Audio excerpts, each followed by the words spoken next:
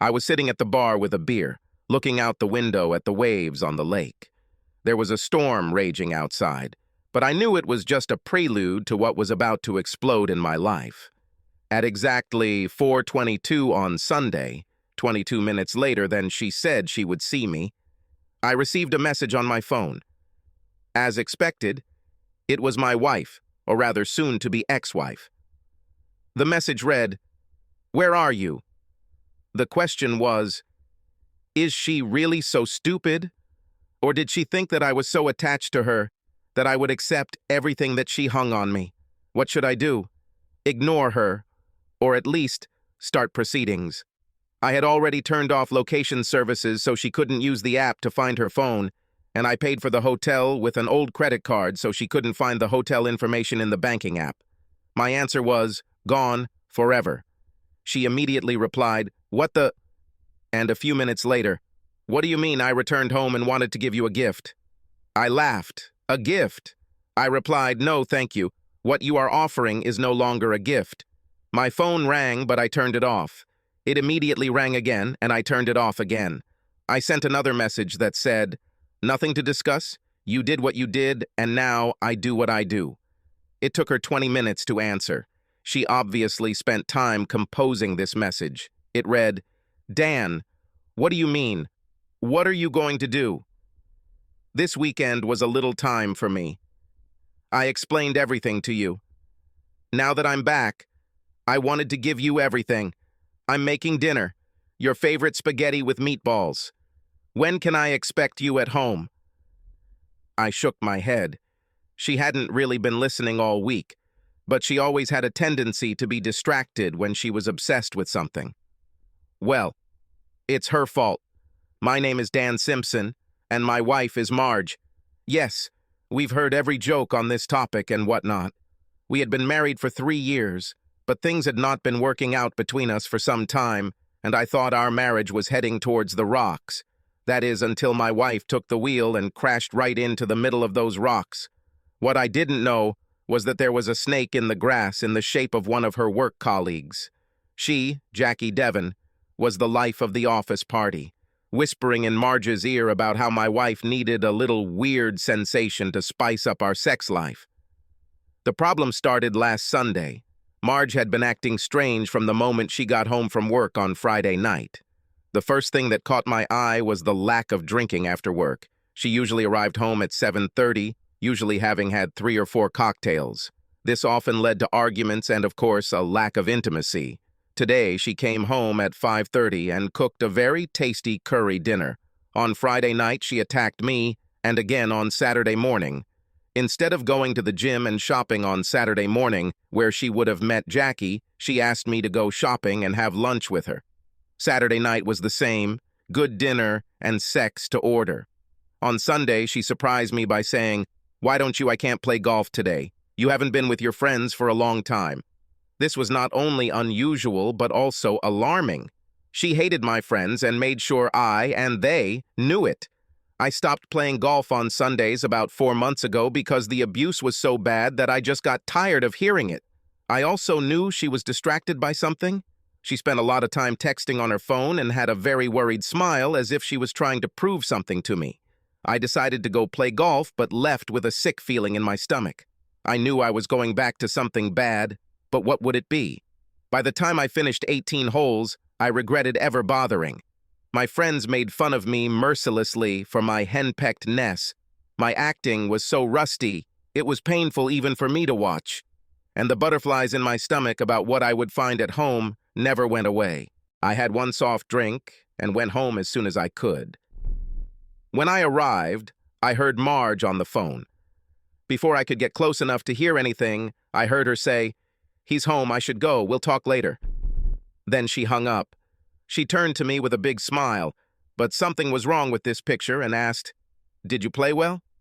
I didn't want to play this game anymore. I needed to end this. So I said, "No, terrible. Are you okay? Are you preparing me for a big talk tonight?" I knew I had hit a nerve because the mask slipped and the smile disappeared, replaced by a look that suggested she was terrified. I just turned and walked upstairs saying, "Obviously you have something planned. so I'm going to go take a shower before we get to the big reveal on your schedule. Yes, I was a bit of a jerk, but I knew that this act of being a perfect wife was not for my benefit, and I wanted her to know that. I had just dried off when Marge came into the bedroom. She said, "Come down. When you're done, I want to propose to you. We both know our marriage needs a reset, and I think I've found a solution." Well, it was at least an improvement. Over the past few months, she has steadfastly refused to discuss our marriage. The problem is, did Marge come up with the solution, or was it Jackie's suggestion? If it's the latter, I have a feeling I won't like it. As soon as I changed, I went downstairs and found her sitting in her office, working on the computer. We had a large two-seater desk, which meant we could both work on opposite sides of the desk, and we both set up our own workstations.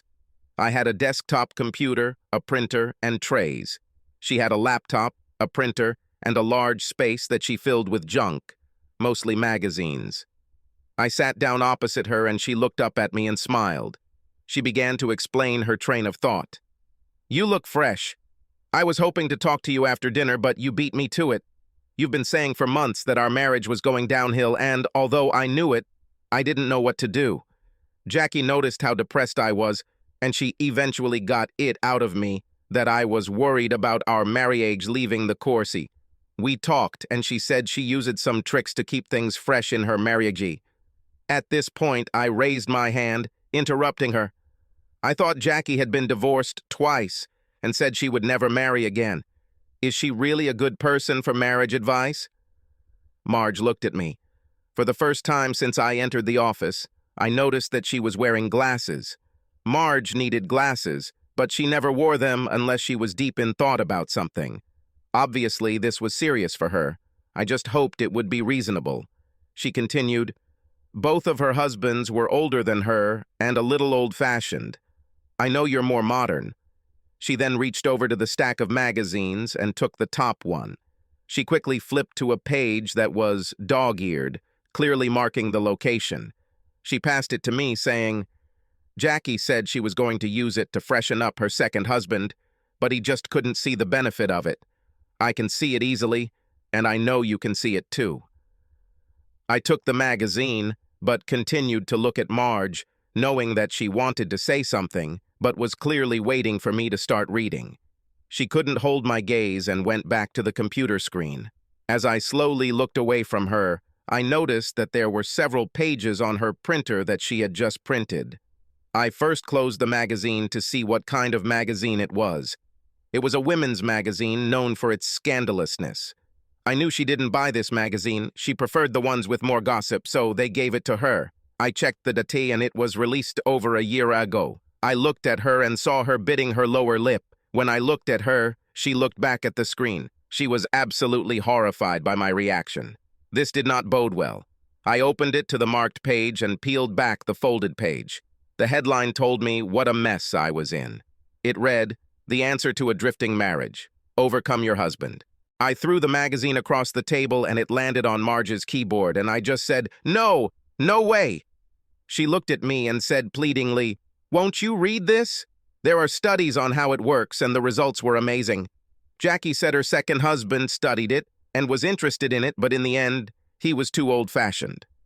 At this point, I took deep breaths to try to reduce my anger, but it didn't help. I hissed at her, shouting, "Well, if refusing it is considered old-fashioned, then I'm as old-fashioned as he is, even suggesting it is a reason for the end of our marriage. If you do this, our marriage will end. End. Finito. Do you understand?" Jackie said, "You'll be upset at first, but you need to see the benefit. I showed you what I can be like when I'm happy. This weekend was great. Doing this once a month will make every weekend the same," she said in a voice which was half pleading, half whining. I don't think she noticed, but it irritated me, like someone dragging their fingernails across a chalkboard. I shook my head. "Marge, this weekend was fake. I'm not the only one who won't accept what you offered as a prince for you to behave like a slut. I promise you, I will walk out of this door and never come back. No ifs, no buts, no attempts at consultation or reconciliation. Do I need to be any clearer? When I stood up, she picked up the pages from the printer. Read these articles. They are written by men who have lived this lifestyle. See how horny they get. I guess after the first weekend, I'll be happy to let you watch it if you want. With that said, she twirled her hair in a way that was supposed to be flirty, but in the current circumstances made her look very low, at least in my eyes. I took another deep breath and continued, "If you want to be my wife, it won't happen. If it does, we're done." She stood up and tried to speak in a commanding tone. "Damn it, Dan. Stop thinking about yourself for once. We need to spice up our marriage, and this is the fastest way to do it. I need excitement, and you need something to motivate you. Jackie, Mel, and I are going to a hotel next weekend with 3 of Jackie's friends. I met them all last week, and they will give me fantasies that I will bring home to you, and we will share them together. I never thought you would be so adamant. It will happen, Dan. Accept this." With these words, she walked out the door. I sank into a chair. I had 5 days to save my marriage. The question is, did I want it? I ordered myself a pizza. When she was delivered, I returned to the office. Marge said, "I made you dinner." I just replied sarcastically, "Your food is bitter, and so is your ultimatum." Then I closed and locked the door. I heard her trying to open the door. She then shouted through it, "This is not an ultimatum. This is a well-thought-out proposal to prolong our marriage." I ignored her. I stayed in the office for about 3 hours, researching Jackie, her other friend Mel, whom I had never heard of or met, and who these 3 men might be. I also researched divorce laws and my options for leaving the house if the worst happened. I went out around 8 in the evening and sat in the living room watching TV. She tried to sit on my lap, but I didn't let her. Finally, in a whisper that was meant to be sexual, she said, "I'm going to bed. I hope you'll follow me soon." I stayed watching TV for a couple more hours. I wanted to see what Jackie had put into her head. My first stop was her phone, but she took it to bed with her, which wasn't unusual. I went into the office and turned on her computer. In the email, I discovered that all the links she had printed out came from Jackie, along with a list of items that needed to be presented to me. The laptop and phone were syncing email, so I saw the email she had sent from her phone about an hour earlier while she was in bed. It said, "It turned out worse than I expected. He didn't even read the article and is threatening divorce. He, categorically, refuses to talk and now doesn't want to go to bed, even when I offered myself to him." Jackie's Aunt Sorella. "Hold on. He's just being a jerk, but he's probably dreaming about it." I waited as long as I could, but I was so tired that I had to go to bed. I thought about going to the guest room, but knew she would think I was sulking if I did. Then she'll think that all she has to do is get me back in bed for her plans to work. So I went to the master bedroom, changed my clothes, and went to bed. I was slowly falling asleep when Marge reached under the covers. I pushed her hand away and turned to her. "No thanks. We won't do this anymore until you give up on this idea." She tried to touch me again, saying, "But how can I show you how good this will be if you won't let me touch you?" Then it's time for the guest room. I stood up from the bed, saying, "The thought of touching you while you dream of infidelity disgusts me. I don't want to touch you in any way. I will sleep in the guest room. This bed is now desecrated by your dreams of infidelity." As I left the room, she jumped out of bed after me, screaming, "No, no, it's not cheating when you know it, and it's for us. Please come and see how wonderful it can be." I closed and locked the door when she tried to turn the handle. Then I said, "Go away, Marge. I really don't want to see you, let alone touch you." On Monday morning, everything went as expected. I left the house before she woke up and contacted a family law attorney, telling them the whole situation. Our finances were simple, no children, current home rented. We were looking at a new house, but didn't sign any contracts. I made more than her, but child support wouldn't be an issue since there were no children, and I paid rent. I didn't need proof of infidelity, so I asked a lawyer to prepare the papers for a divorce based on unreasonable behavior that resulted in irreconcilable differences. Then I went to the bank, opened a new account for myself, and split my savings and investments in half. Back at the office, I changed the account for my salary from the general account to my new account. I also prepared letters to the landlord giving a month's notice and letters canceling all utilities. When I returned home on Monday evening, I found Marge dressed in a tight t-shirt and loose shorts, apparently with the intention of showing off her charms and giving me easy access to whatever she was doing. I also smelled dinner. She's never cooked on weekdays, so she went full throttle. As I walked through the door, she turned to speak, but I didn't look at her. I just walked up the stairs into the guest room and closed the door, locking it behind me. I remembered to pick up all the door keys before I left this morning, so there was no need to change the locks or barricade myself. About 10 minutes later, I heard someone trying to open the door. There was then a knock on the door before Marge said, "Dan, dinner is ready, and I was hoping we could make a little love tonight." I lay on the bed and said, "I'm not hungry. You canceled your weekend trip?" She cleared her throat and replied in an arrogant tone, "Of course not. That's why I feel so sexy.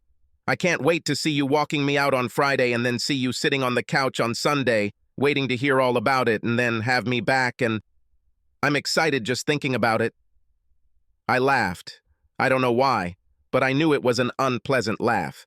"Marge, that's not going to happen. All you're doing is ruining our marriage. Go down and think about what you're doing. I don't want to see you, and the thought of touching you now makes me sick." She knocked on the door and demanded, "Dan Simpson, come out here right now. This is important to our marriage. You need to start getting used to it." I didn't speak, I didn't move, but the worst thing was, I didn't feel anything. I should have been sad, but I wasn't. I mourned my marriage later. At that point, I just wanted it to end and started hoping she would just do it so I could start the divorce. Tuesday morning, I got up early and went to the master bathroom to shower. While I was in the shower, I heard the door being tried to open 2 or 3 times. Then I heard Marge say, "Dan, maybe we can save water and take a shower together." I didn't even answer her. After a few moments of silence, she banged loudly on the door and shouted, "Damn it, Dan, that was supposed to motivate you and me. Why are you acting like that?" I replied, "Because it turns me off. I have no desire for your disgusting fantasy." After a few seconds of silence, she blurted out, "Listen, Dan, we're doing this. I'm offering myself to you now. If you don't want to, fine. I'm sure you'll be more willing by Sunday night." I dried myself and got dressed, and then left the house without going near her. I looked at local properties on Tuesday and found a month-to-month rental on the opposite side of town. I couldn't get in until next Friday, so I booked a hotel in the mountains. It was winter, so it was cheap at that time of year. I booked the next week of work and waited for my marriage to take its toll. We avoided each other on Wednesday and Thursday.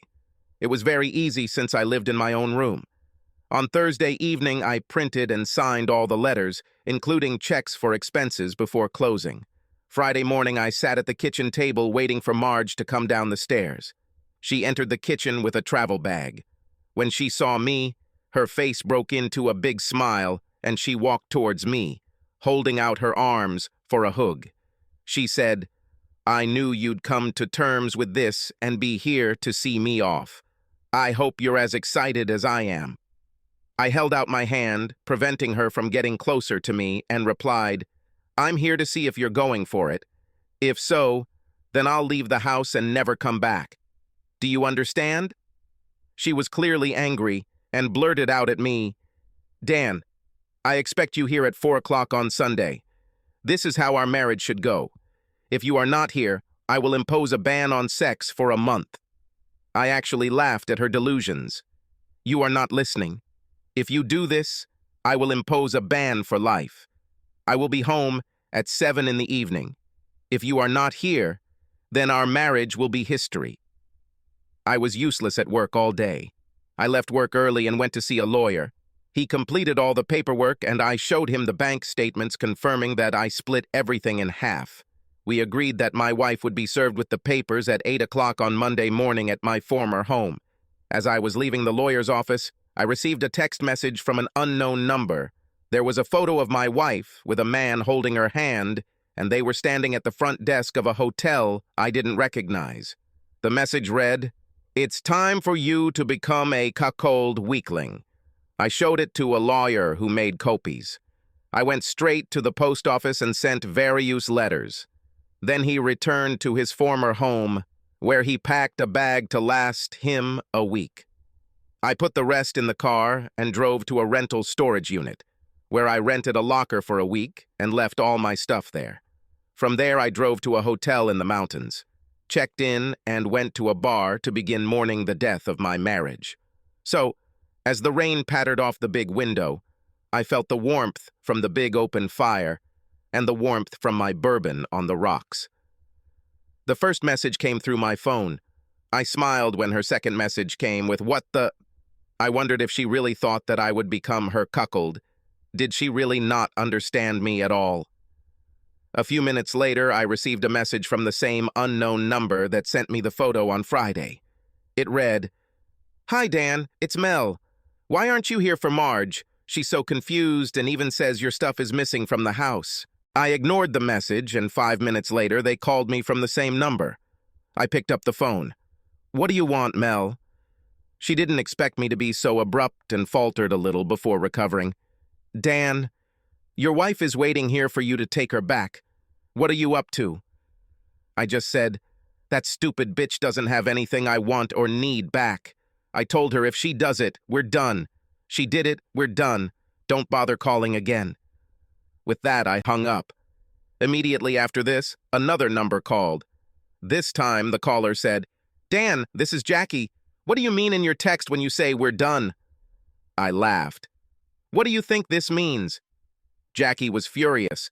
She said, "Dan, I have no idea what that could mean." I couldn't resist. "She'll find out tomorrow," I said, and hung up, turning off the phone. I turned on the phone at 7:30 in the morning. The lawyer was supposed to call me as soon as she received the documents. As soon as I turned it on, the phone was flooded with voice messages. I counted at least 40 texts, and the voice mailbox was full. I looked through them, and they were all from Marge, Mel, or Jackie. I noticed that the last voicemail was around 1 o'clock in the morning, but the last text was only 15 minutes ago. I deleted all the texts, but left the voicemails so she couldn't be more. At 8:05 a.m., my lawyer called. I answered, and he said, she was handed the documents at exactly 8:01 in the morning. There were 2 women in the house with her. They tried to force the bailiff to take the documents back, but naturally he refused, saying that she was obliged to accept them. "Something will happen in a few minutes." I thanked him and hung up. As soon as I did this, 3 messages arrived. The first was from Mal. "You're a heartless bastard." I ignored it, but blocked her number. Naturally, the next message came from Jackie. "So you're just another dinosaur?" I replied, "Yes," and blocked her number. The last one was from Marge. It read, "Why, Dan, I thought you were okay with this." I couldn't help but laugh. I replied, "I have made it very clear that I do not agree with your plans, and if you continue, this will be the end of the marriage. Get a lawyer, and let's end this marriage." I left my room and went to breakfast. The hotel was surprisingly busy, and the breakfast was very good. I had just finished my coffee when my phone rang. I looked at the screen expecting it to be Marge, but it wasn't. It was my mother. I replied, "Good morning, Mom. What are you doing today?" The answer was not helpful. "What do you think? You expect me to accept you divorcing your wife? Get a grip and get back to your wife. You need her, and she won't do it too often." I was stunned. I expected my mother to understand that I could not live with what she had done. I said, "You know she went away for the weekend to cheat on me. Did she explain to you that she intended to do this regularly? If you think I can accept this, then you are not the woman who raised me with a moral compass and self-respect." She laughed and said, "This is the 21st century." I hung up. I'm not going to put up with this nonsense. I was inundated with messages from many people. The messages were pretty much the same. They all told me to accept what she did and go home. I just blocked the numbers. At the end of the week, I left the hotel, drove to the storage area, and headed to my new apartment. I wasn't looking forward to work on Monday. I was out of reach last week, but come Monday, everyone will know where to find me. I had a bad feeling, so I called my boss and told him what happened. He was amazed, not only by what Marge had done, but by how many people were trying to get me to accept it. I asked to be allowed to work from home, and he agreed. At 10 o'clock on Monday morning, he called me and said, "This is ridiculous. Marge, your mom and 2 or 3 others are calling every few minutes trying to talk to you. When we say you're working from home, they want your address. Now Marge and your mom are in the waiting room and are basically causing trouble by refusing to leave the front desk. You need to do something, and you need to do it now." I called my mom. She immediately responded, "Where the hell are you? Why are you ignoring your wife, and why haven't these divorce papers been withdrawn yet?" I took a deep breath. These documents will not be revoked. I will no longer, and I never want to be with my soon-to-be ex-wife. I work from my new home and will be filing for a restraining order. She laughed and said, "You think that's going to stop me?" I laughed back. "Probably not, but the prison food you'll have to eat, yes." I hung up and called my lawyer. I told him the whole story and gave him my boss's number. 2 hours later, my wife and mother were served with restraining orders prohibiting them from coming within 500 yards of my workplace and new home. My lawyer asked that my address be kept secret. This at least calmed things down in the office, but they were calling me around the clock and I had no choice but to block them. 3 months later, we were in court. Marge found a shark among the lawyers with a plan to try to derail the divorce. Her first plan was to argue that her behavior was not unreasonable, arguing that the weekend away was not for sex. The photo and caption ruined that theory, but they forced us to confirm the photo and we even had to figure out the location. Luckily, one of my lawyer's staff recognized the hotel and we were able to obtain hotel security footage to confirm the photo and time. My mother, Marge's friends, and even my sister testified about why we should stay together, and today's hearing was for them to testify and to consider Marge's request for forced marriage counseling. At this stage, I was tired of suffering. Every time I left the house, I met someone who pressured me to go back to Marge. I was harassed at the grocery store by an uncle who my wife asked to talk to me. Some of my evangelical clients cut my orders, saying they would not work with me until I returned to my marriage. Even on the street, a neighbor attacked me and tried to drag me back to Marge. I applied for a new job over 600 miles away. I submitted my resignation, worked it out, and left my previous job. My new job started in a week. I wasn't going to go into counseling. She could have gone to hell. The judge began the case, and Marge's lawyer began his arguments. He said we were a happily married couple, and everyone who knows me thinks I'm making a huge mistake. He called my mother, sister, and several friends, or former friends, to the stand.